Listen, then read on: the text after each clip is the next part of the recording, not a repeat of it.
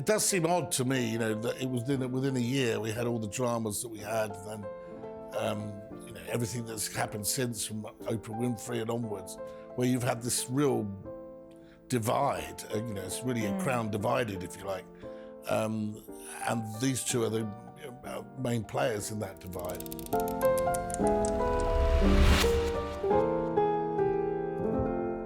Welcome to Royal Exclusive Rewind, where we delve back into the files and relive some of the highlights and lowlights of royal family history.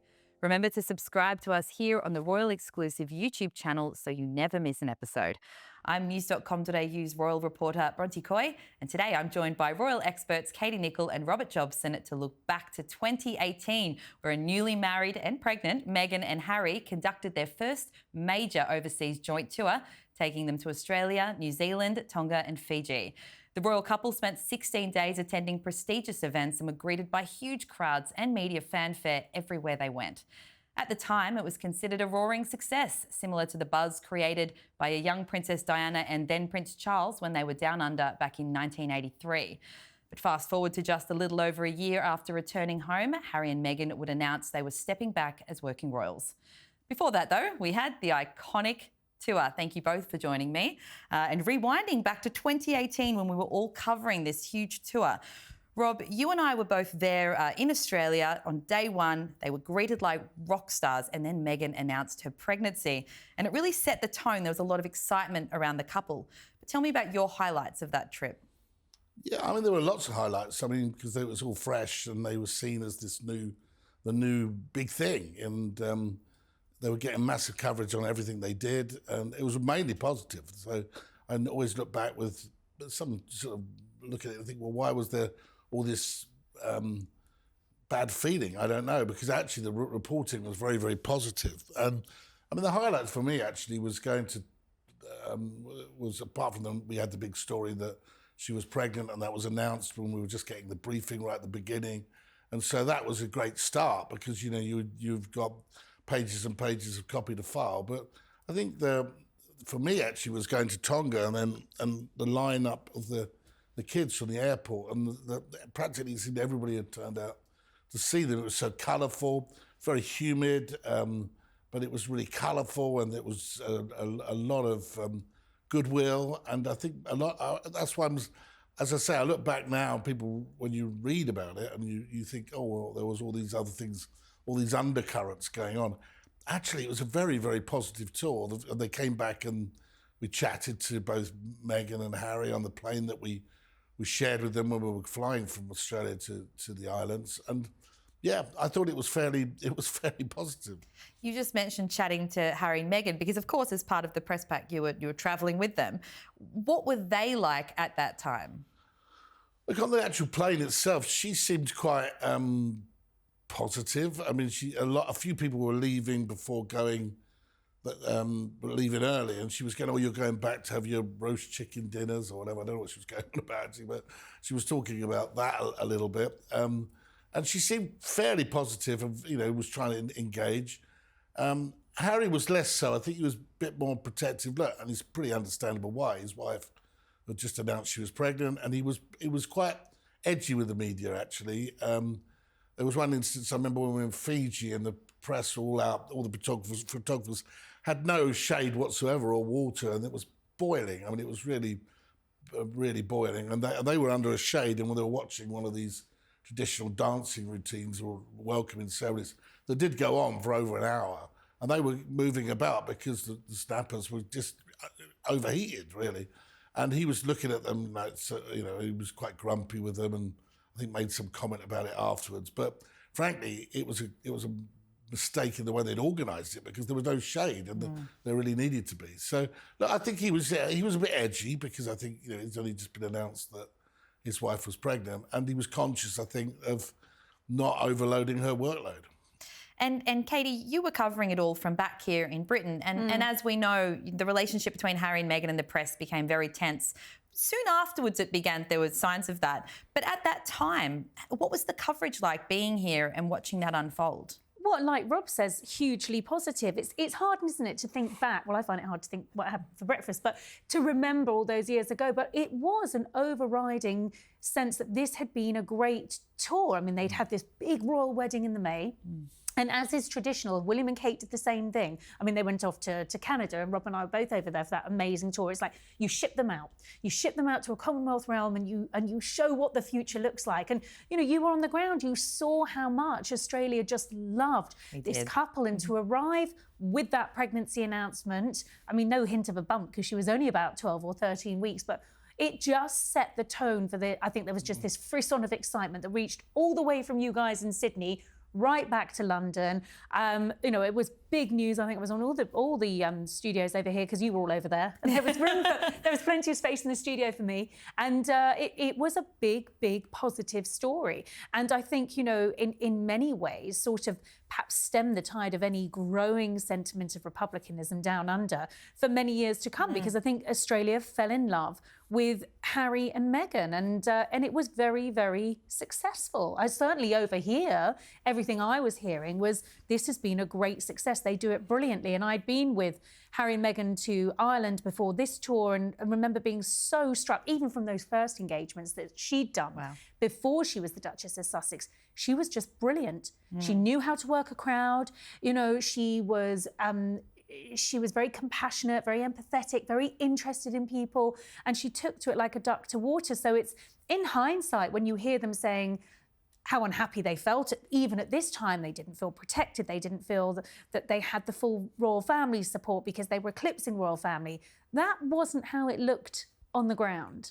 And you're right that there was this excitement around them. It almost felt like a lot of hope for the future of the monarchy. Absolutely. That's all sort of riding on William and Catherine now, where we look to the future down the line. But at the time, it looked like we had this whole new chapter coming at some point, and it was the new optimistic. chapter. These two were part of the new chapter. I mean, again, it's hard to sort of recall that today with them being so notable by their absence, but even in Charles's vision of a slimmed-down monarchy, and of course he was still Prince of Wales at the time, these two were intended to be key players. And, of course, Diana mania completely took over Charles and Diana's Australia tour. When they visited in the 1980s, the public was obsessed with Diana, and her popularity, as we've seen a couple of times since then across media, is her popularity eventually eclipsed her husband's. Do you think Meghan was there a feeling that she was very aware of that, of the shoes that she was filling when she was over there? To a degree. I mean, the wardrobe was immaculate. She looked terrific, I think. But I think that they were certainly very much a double act wherever they went. I think that he was very conscious of what happened with his mother and was very caring, actually, and making sure that as an example of it, making sure that he was close by all the time. I think that lady was the wife of a Victoria Cross winner, a recipient, and she was twice interviewed by them, actually, and came over to them on a couple of occasions. I think he introduced Meghan as because he met her on the previous visit when he went out over Invictus. I mean, I got to know her quite well. She lived to about 101, I think she made it to. But so it was positive things like this. Look at the smiles on her face. The photographers, who I think there was a little bit of friction there with Harry and them, but they were loving it because, of course, this has given them a new purpose in life and given them a whole new person to photograph, and they were loving it. He was very conscious, I think, you get the sense now, but he was conscious of protecting her, which is understandable. And I think given what happened with Diana, he was fully aware that he wanted to be making sure that she didn't feel vulnerable in any way. There were a couple of moments, and we saw it on the trip, where she pulled out of a situation and the bodyguards moved her away from an engagement early. I think that was in Fiji, if I remember rightly. And that sort of was seen as a bit of a drama. But apart from that, I think it was very smooth. I mean, I was actually here with, I think it's Peter Cosgrove. The former Governor-General. Governor-General, and they, it all went very well. Look at that. You've got an engagement there with a perfect backdrop. It's an incredible photo, isn't it? Very, very positive. And it does seem odd to me, that it was within a year we had all the dramas that we had, then, everything that's happened since, from Oprah Winfrey and onwards, where you've had this real divide. It's really a crown divided, if you like. And these two are the main players in that divide. And at the time there, they were seen as very much the future and part of the continuity. We'll go into that divide, but before that as well, and as you mentioned, it is hard to put yourself back in that mindset of, I think it was 7 years ago, so 2018. Yeah. But we were, you know, I as a millennial, I'd grown up with Prince Harry, and we all felt, you know, that he was just sort of one of us. He's that larrikin, he's a royal, but he had an accessibility because he was so cheeky, and we, especially in Australia, we felt we'd adopted him. So whenever he visited, there was, and William and Catherine too in 2014, there was, you know, we loved the younger royals especially.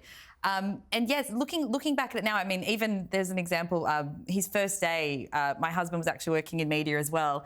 And as a radio stunt, he handed Meghan an enormous bouquet of flowers, and Harry came over jokingly scolding him and wagging his finger in his face and sort of having that laugh. And it's those moments of him just being a lot more relaxed around the media, a bit more comfortable in his role at the time. Yeah, and it's hard to imagine how quickly that all sort of turned, because they were rock stars. We loved them. It was particularly on that tour. I think it was less the local media. I think his problem started to be a fixation on the British press. He had a fixation about what he perceived to be the negativity. I must be honest.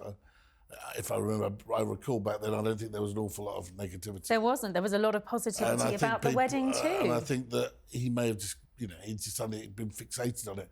Because we subsequently learned years later that there were lots of friction going on behind the scenes with aides. There were fallouts, there were accusations of bullying and all sorts of things that we didn't have really, you know, this was the picture that we were seeing. It wasn't a negative picture in any way. I think the thing is, look, Rob and I have done many of these tours over the years, and when you look at a picture like that, everyone looks so happy. It looks, you know, it almost looks like they are on their honeymoon. The reality is these tours are really tough. They're really gruelling. You know, she's pregnant. She's in her first trimester of her pregnancy. We don't know how she was feeling. You know, she was an American actress who was used to an entourage of an absolutely different type, to a world that operated at a different speed to the palace. And that's so true. And I think there was it must have been so hard. I'm not excusing the behaviour, because without a doubt, you know, there was rudeness to staff, and we know about the allegations of bullying. But I do sometimes think when you look at that and you contrast that sort of sense of optimism, hope about what could have been, maybe she wasn't as well prepared as she could have been. That's absolutely right, yeah, because, you know, I think that this tour, with the 3 points, they went to Australia, then Tonga and Fiji, was pretty relentless. And I've done many tours over 35 years. This was quite gruelling in terms of your movements, trying to get to the places, the amount of time spent there. Maybe they hadn't done their due diligence, the planners, the courtiers, and packed too much into it, particularly as she was just pregnant. What was it, 16 days? Yeah, it's a long time. It was relentless. And maybe given that she was just pregnant, she was feeling that, and she did pull out of the effects, and she did pull out of a couple of engagements, or it was just him on his own. I actually think they may well have built, she wasn't anywhere nearly as well prepared for a royal tour as that she should have been, actually, because I think, you know, what people don't realise is when you see a picture like that, that's terrific, but that's only sort of one engagement out of, you know, 20 in a day or whatever, and it goes from the beginning in the morning, where she's got to look more than him, but she's got to look terrific. You know, she's got to get ready and got to get everything's got to be perfect. And of course, he's done it for a lifetime. And he's done it all his time. And he knows what he's doing. But he's also a soldier. You know, he's a military guy. Very true. Yes. He's got that stamina. Yeah. And I feel that, you know, you don't realise that this would be all day.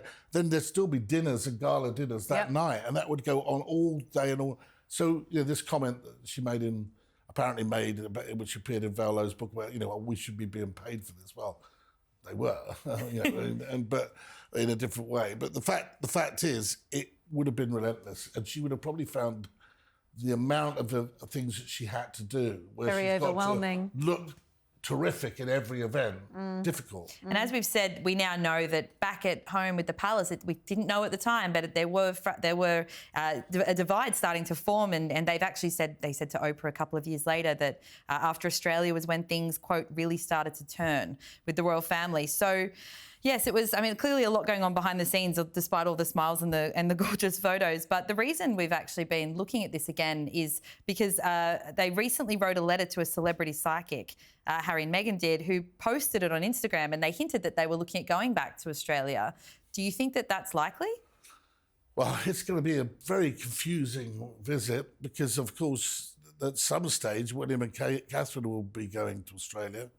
And that needs to take the lead. Of course, the Australian government would pay for that visit. Who would pay for Harry and Meghan?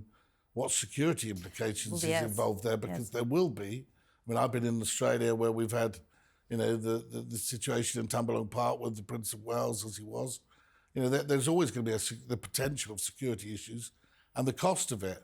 And it does, when you go to a Commonwealth realm, as we've just seen with Canada, start to muddy the waters a little bit about who's doing what. Who's the royal here? And who pays for what? And are they on message? I think that when you've got a country that at some stage, you know, not that long ago had a referendum about keeping the monarchy or not keeping the monarchy, this certainly does cause problems for William's future reign. And they probably run the risk of there being a comparison, and I don't know how it would go, but that tour was such a roaring success and they were so popular in Australia, but the attitudes in Australia towards them have changed a lot.